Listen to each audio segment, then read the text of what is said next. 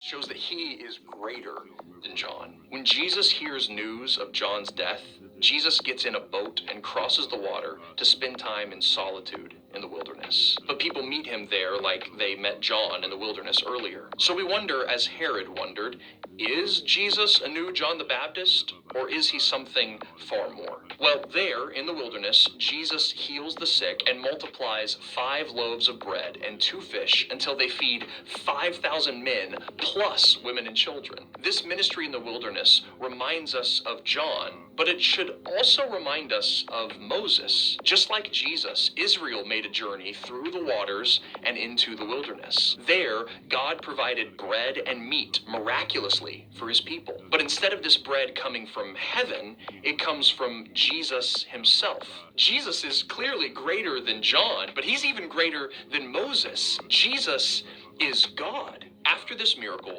a bad storm carries the boat out with the disciples in it. Jesus walks on the stormy waters to reach them. He even calls Peter out on the water, making him able to stand on the sea as long as his faith in Jesus remained firm. After seeing this display of power, the disciples worship Jesus and say, "Truly you are the Son of God." Moses took people through water, John immersed people in water, but Jesus walks on top of the water. Jesus is more than John the Baptist. He is more than Moses. He is the Son of God. None of God's famous messengers were able to bring final healing or deliverance. Despite all of Moses' miracles, he did not enter the promised land of God's kingdom. Despite John's dynamic public ministry, he died before seeing God's promises fulfilled. But Matthew 14 shows us that Jesus is not just a miracle worker or some great teacher. He is